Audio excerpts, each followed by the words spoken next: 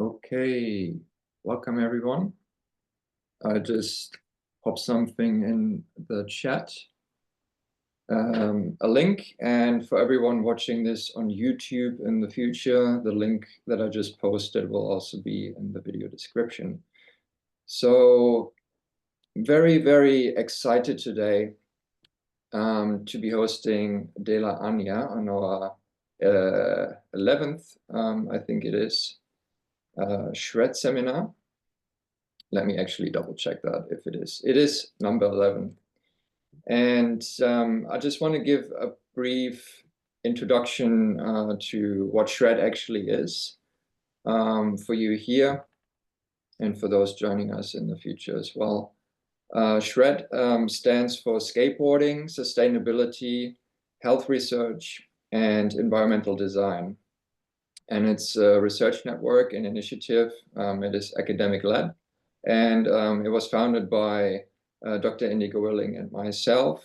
I'm Ben Duster, Dr. Ben Duster, in 2023, as a way to basically form a platform for thinking about discussing, sharing ideas about creative engagement with the waste that we produce while skateboarding. That was our initial sort of inspiration, because Indy and I are skateboarders. And then we connected with our lovely peers. And now we have this network, including great researchers like Paul O'Connor, Clifton Evers, Tarek Kaufman, Sandra Hoskins, Brian Glennie. And we are expanding our scope by including research from other people that we are sharing and hosting in regular seminars. Most of them are monthly, so monthly online seminar Zoom sessions. And we recently have been working towards creating more like an inclusive format for this. So we don't really want these to be seminars in an academic sense. Like there's this overarching, like looming idea of a seminar in an academic serious sense being sort of like a TED Talk nowadays. I personally am fairly tired of TED Talks. I'm more interested in like workshops and spaces where we can openly share our work in progress ideas, even if they're not polished. I'm more, this is about creative engagement with waste. So getting our hands dirty is actually more what I'm interested in, and the imperfection of work and creativity. So we do this, and the other thing that we do, this is going to be launched in the second half of this year, 2025. We will launch what is called a Green Pressure Zine. So it will be a zine project, but not necessarily a zine in the very traditional sense, because we're going to launch it as a decentralized project. So decentralized means that it is sort of a bit in a way open source. Well, it's not like strictly open source in the sense that you can like write the zine yourself freely, but you will have the data available of the publication, for example, in PDF form, for example, as a QR code that you could print out as a sticker and just stick around skate parks or the city. Or you can print it out yourself as a zine, more in a printed magazine traditional sense. And it's going to be available for free. And the idea is that we place these around coffee shops, skate shops, record stores, art galleries, and so on, locally. And the content of the zine will be, again, a platform. And this time it's intended to be sort of like an offline platform for highlighting the great work that people are creatively doing, intellectually doing, in an activist sense doing, with repurposing, upcycling, and engaging with waste, but also engaging with health research in terms of skateboarding, increasing the scope of inclusivity of skateboarding. These are just a couple of dimensions that we want to cover with this. And so this first issue is going to be basically also partially a conference proceeding of the City Canvas conference, which was hosted in Sydney in October last year. hosted by or co-hosted by Indy with the Skate, Create, Educate, and Regenerate project, the SSHRED project. And so this symposium basically was the first of its kind in Australasia. And we wanted to give people who are contributing to this event also the opportunity to just reflect on it and have a bit of a space to, I guess, write down things that were said on that day, just to have it in a material form or just in a written down form. And again, give a space to also not necessarily academically engage with these things, but also more creatively if they wanted to submit a photography collage or a painting or a doodle or whatever.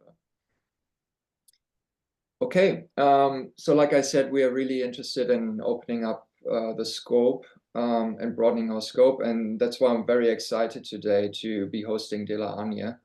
I just posted a link to the LIM-Press project and the LIM-Press issue. So LIM is a magazine, an academic/art magazine that I was fortunate enough to be featured in. And I was absolutely floored when I saw the artwork on the cover, which is one of Dela's pieces. And I immediately thought, wow, this is right up my alley. I want Dela to be, I want to ask him if he is interested in doing a SHRED presentation for us, because it is really interesting for us to see what the possibilities are, not only with the waste that skateboarding produces, but for example, also other disciplines in this form of, I guess, pastime or leisure or art, including BMX riding, including cycling. And so rubber, for example, is really interesting, an interesting material to work with. So without further ado, I just want to introduce Dela briefly. I don't want to take away from his work. I want to give him space to talk about that himself. But I just want to briefly highlight what a powerhouse Dela is, because he's been, for example, the second runner-up for the Quinn Yehia Prize, excuse my pronunciation. And his work is included in collections in Puerto Banús, in New York, London, Accra, North Carolina, Mexico. And he has had 2 solo exhibitions in Accra in 2023 and 2022.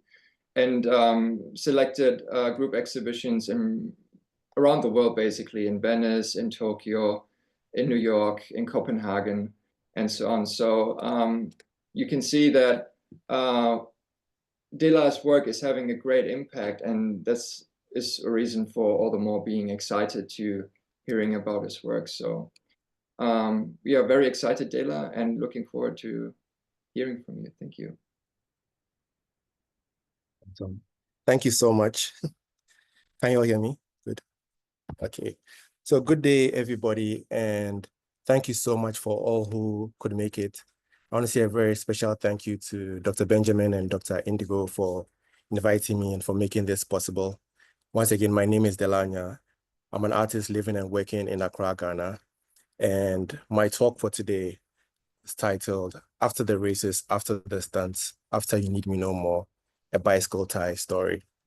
In my practice, I'm interested in this idea of looking at the value of objects, and what I do is to transform discarded objects within vulcanizer spaces, such as inner tubes, ties, the rims of bicycles, and all that, into sculpture and installations that sort of challenge the dominant themes of waste, value, and sustainability.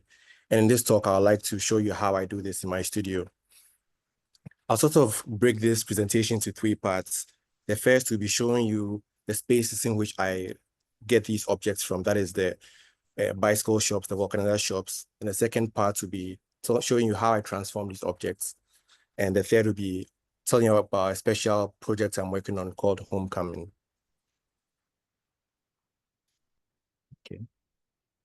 So this first image here, it's sort of very special to me because I was aiming to photograph the vulcanizer shop at the back. In Ghana, vulcanizer shops are spaces where basically tire repair shops, it's spaces that people fix their tires and leave the discarded or the damaged tires within these spaces. So you have a lot of them situated around Accra. People just fix their tires, leave them there, and they sort of end up being like dumping grounds for these objects.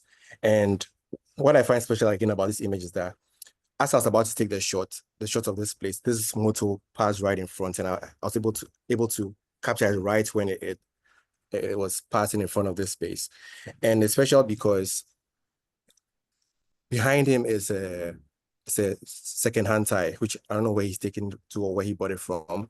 And it's also been tied with an inner tube, which is an object that I use. So it's possible that as he was buying it from somewhere, he tied it with an inner tube, an object he has found there. And what is also special is that I sort of like the conversation between the motorcycle, the tires on the motorcycle and the objects there, because you see this motor in motion, which is like the tires are still not discarded. They are still vibrant, they are still in use. And at the other side, you see where it's going to end up when it's been discarded, you know, so it's sort of showing what you call like a youth and the old age, like, you know, of an object, you know, and that's what I found very interesting about it, showing that it's sort of like a life cycle of a tire. It starts here being ridden, then it ends up in this dumping ground, and it's in between that it's secondhand used and it's being taken from one space to another. So I found this really interesting when taking this picture. And this shot is also a bicycle repair shop, a typical bicycle repair shop. So what you usually see is that many people who are not able to fix their bicycles or are unable to afford the repairs or whatever it is, leave their bicycles in this place. And you see the bicycle tires and other stuff within the spaces. And to me, these are the spaces where I find the objects or the materials I use for my work. So on this particular day, I had gone to buy some bicycle frames to create some sculptures, which I haven't yet released.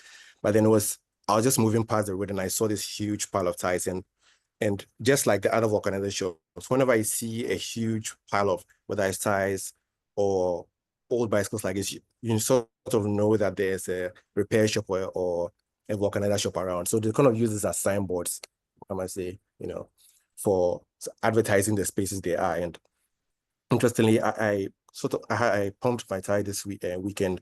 Also a pumping. A friend of mine who was with me asked me, like, because the shop had just a few tires. She was like, how come it's just a few tires? And it just made me realize that there are sort of different shops. The new vulcanizer shops just have a few tires because they haven't had a lot of people like abandoning their tires there. And the older ones sort of have a huge pile of tires, sort of, you know, like the one, I'll share one with you on the next slide. So this was another bicycle shop, and at the top there you see a lot of old tires as well. And at the back you can see the pile of discarded bicycle frames as well, which is sort of like a theme that runs along a lot of them.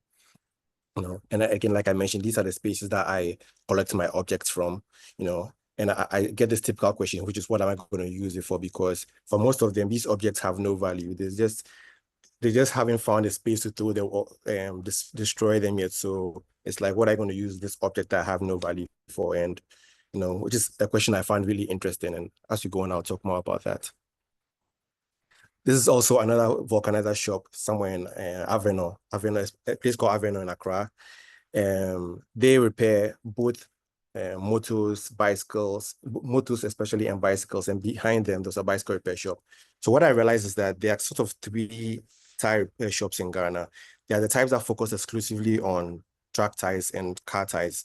And there are the types that focus mainly on bicycle and motors. And there are the third type, which is like focused on every other type. And I think the reason being that you need different equipment and different tools to be able to repair different kind of tires. So it's best to know what to invest in, because bicycle tires use a lot of inner tubes, you know, whereas car tires do not use inner tubes. Motors as well use inner tubes. So you need to know which one you are stocking in order to repair whatever vehicle comes to your shop. This was also another tire repair shop, and as you can see, you see a lot more of the tires here. So this was next to a particular industrial area. So you see a lot more cars, trucks, little minivans coming by, and this was a space where their tires are fixed. And over here, I also got a lot of inner tubes from this particular place as well. This is also another tire repair shop, and you can see the big truck at the back there, because this also like was on a highway, a place going to a place called Kaswa. The Ghanaians on the chat will know this. So you have a lot more of the huge trucks and other cars coming by to to have their ties fixed over here as well. And just as the other ones, all these ties here, majority of them are second-hand or used, and they virtually have no use again. So they're just here being accumulated, and as I mentioned earlier, they are waste sites for ties. This particular shop is very dear to my heart, mainly because it's a space that I have bought a lot, and it's the first place I bought my bicycle ties from. In the corner there, you see the bicycles, which is where I got my bicycle ties from. And I think over the years, he's expanded to include the cylinder and the ties you see here. Even when you look at the tie at the bottom, you see it's sort of torn or discarded. So, and it's being used as a signboard, and you see the inner tubes hanging there. So usually when I go, I just ask them like, hey, do you have inner tubes? Discarded inner tubes, and then I get the famous question, which is, what am I going to use it for? Or in tree, they say, what am I going to use the things for? And I just tell them I'm working on a project, and I never really get into the detail of what I'm using it for, which is something I started doing later on.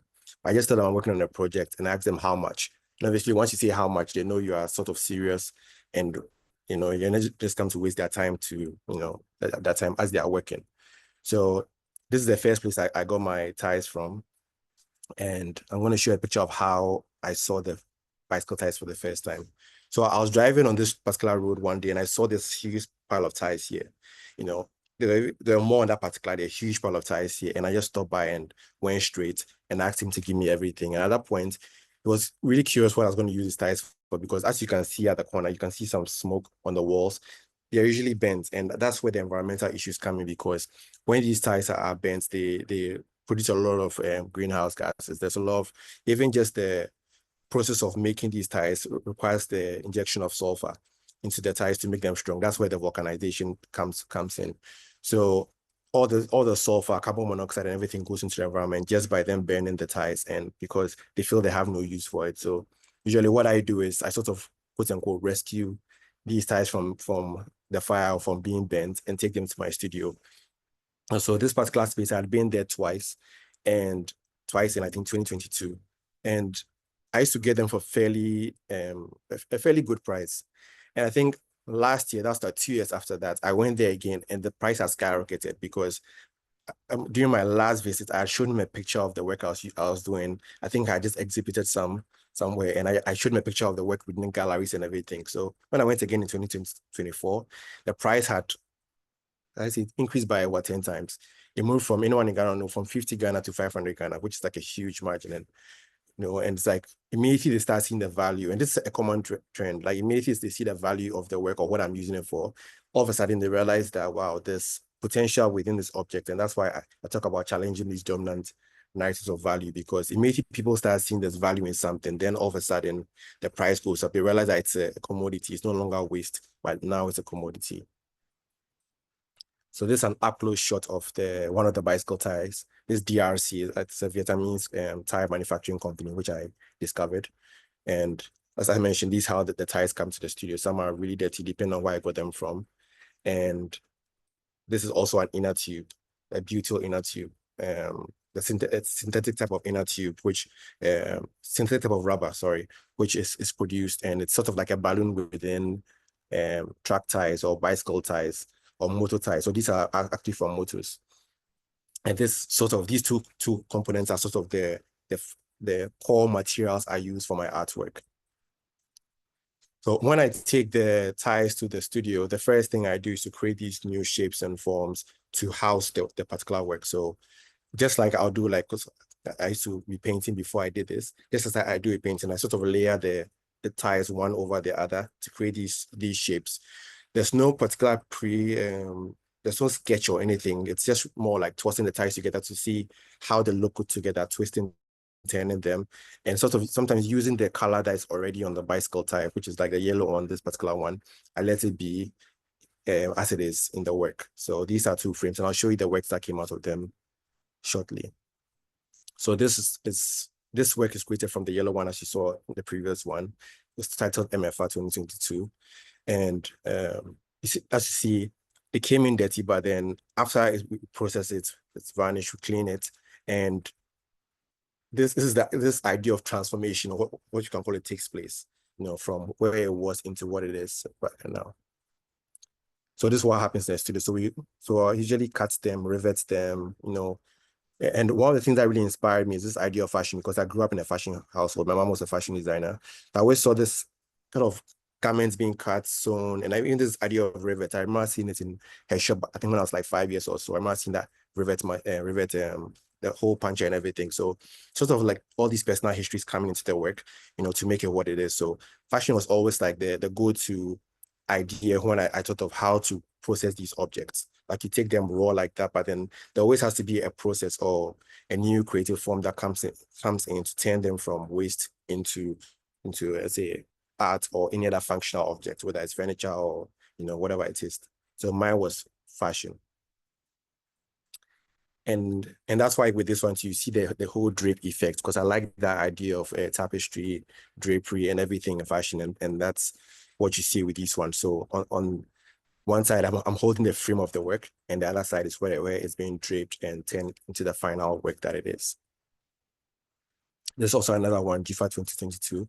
So I like to mention in this that at the time I was making this, you realize that most of them have sort of Ewe names. So there was this time that I'm half Ewe, half Ghana, like 2 tribes in Ghana. And there was this time that I had gone to purchase certain things from our area, and I realized that everyone around me, or the people who were purchasing, were all speaking Ewe. And at that point, I realized that I couldn't speak Ewe, and I started thinking of how I could begin learning it, taking it seriously, and how to also bring this into my work. So to use the names as a way to learn the language. So I call this one, what's it called? Jifa. And in the previous ones, you see one, so MFA as well. So finding that these are my sister's names. This work is for Sicho Salvation. And, so it's like, as much as my sister's names, I realized that I might know them, but then I had never really delved deep into understanding the purpose, whether it is calm, which is MFA, or comfort, which is Jifa. And the idea about naming processes in Africa, or the traditions we have in Africa, is that children are named based on circumstances surrounding their birth. So at the time I was making these works, one, which is it's calm, like there was a time of peace, like finally finding a medium that I felt like I could express myself in. So I gave the work, no, it is calm, or comfort, feeling like I had come to a place of comfort where I no longer had to stress about my medium, no longer had to stress about my practice. So the names, if you look at all the names that I was giving my works, was based on circumstances surrounding the creation of these works.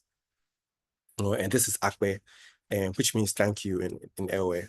And this is also, if you do remember, the frame was one of the first ones I showed earlier, with the drapery finally coming over it. So Akbe, I was thankful for everything happening in my life at that point, and I named the work Akbe. So this was from my first the first solo I had with these works, Dreamers Cocoon, titled Dreamers Cocoon, at Nodo Residency. And you can see the works, for the final works being hanged, that's Sicho and Chio, Namau, which means give it to God. And the other one means Savior, Newe.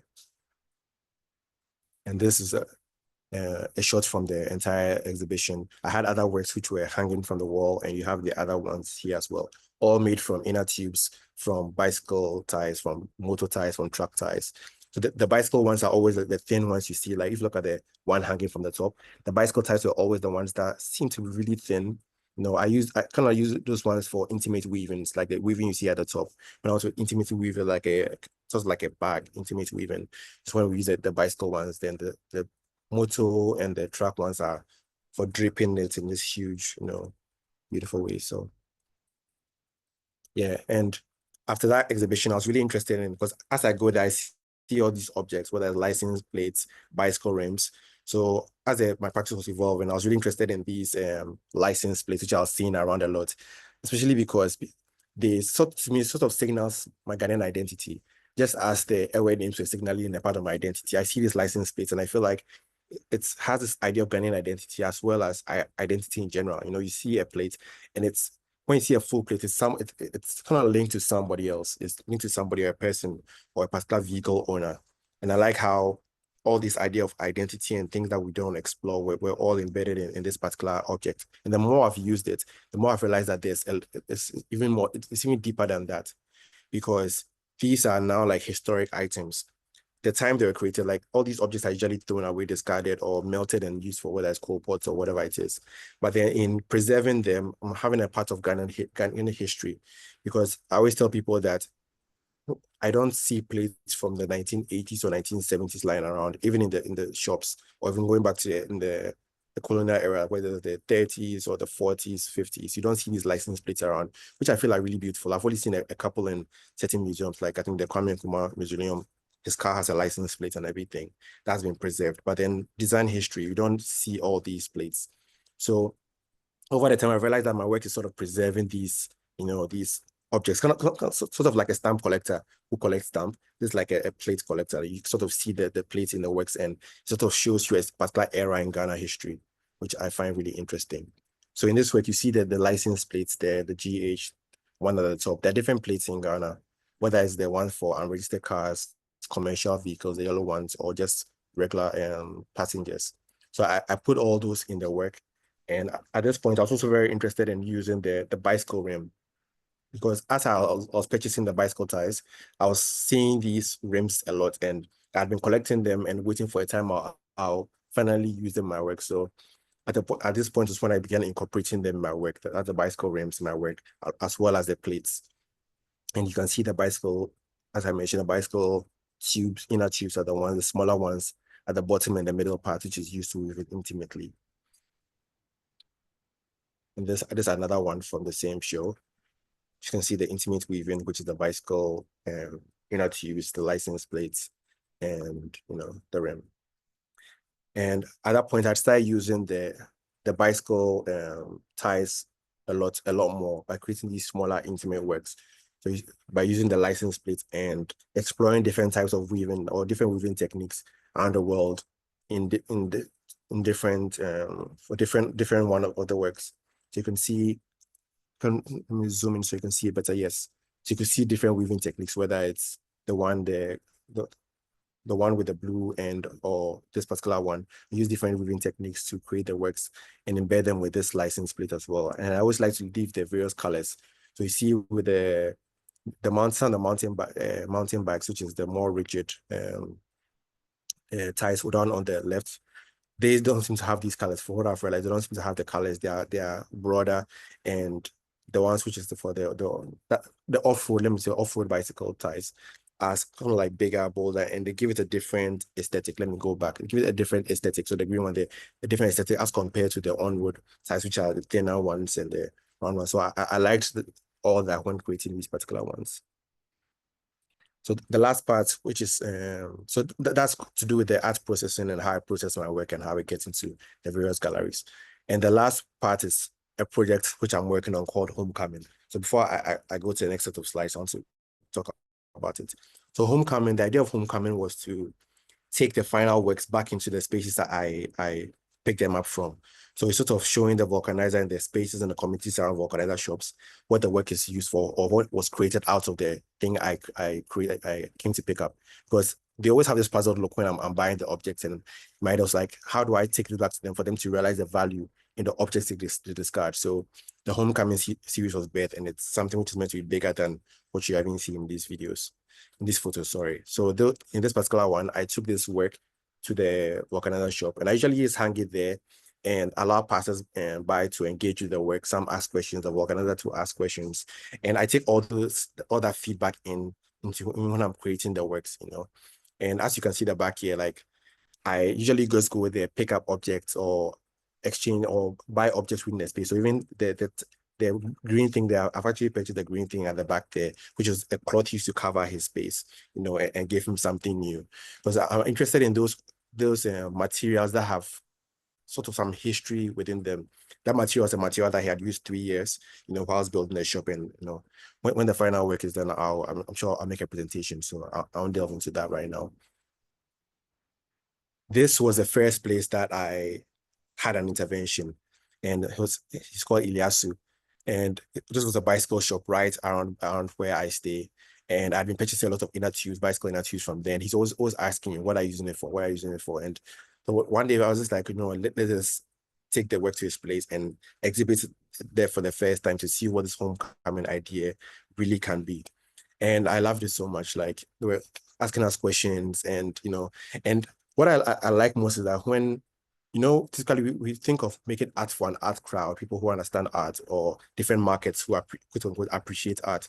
But I like it when the organizers were talking about, oh, this is beautiful, this is, talking on the aesthetic qualities. Then it made me realize that art doesn't know different systems, whether it's boundaries like class systems or whatever it is. Everyone can appreciate art for what it is.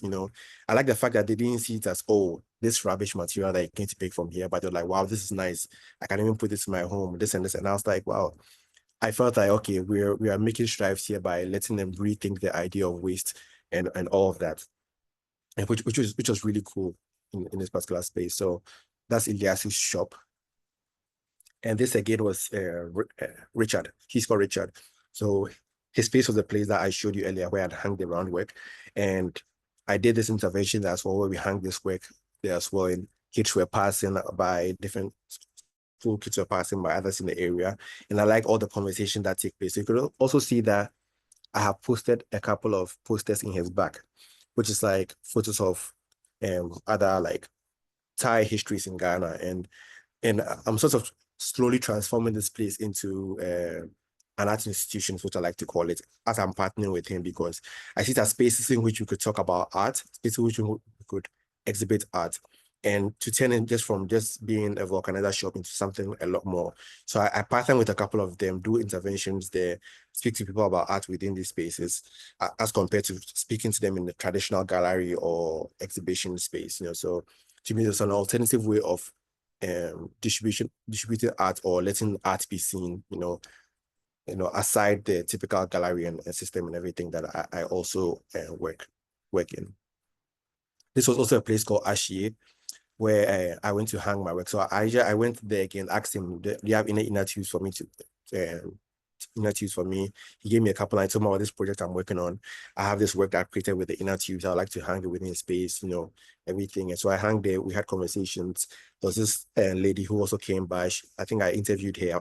It's actually on my Instagram. She has a couple of questions on the work. And I like, again, how they appreciate the work, talk about, the weaving techniques and everything. Was really interesting, the conversations that we have within these spaces and all that. So, and the last intervention, which I would like to share, was also one I did in this was in Medina Estates. And I actually took a couple of works to this space and we hung them. And this was by far, I actually shot a whole video, so both on my YouTube and Instagram. But then I love the conversation so much. And we even filmed what the vulcanizer said about the work, because as he mentioned, these are objects that you just throw away, and all of a sudden it's been turned to something which they appreciate. Because just think about it, this is something that they burn, discard, and have no use for. And all of a sudden, someone who say their rejected object has now gained value. And that is the idea of homecoming. You were somewhere, you were tossed out, and now you come back again, all changed, refreshed, and people are looking at you like, where did you come from? Because I always like to tie the narrative of my work to what you see in real life. Because think about it, sometimes you might go to a season in life, you feel like you're rejected, you are like that inner tube, not valued, and all of a sudden you go through this process where you are transformed.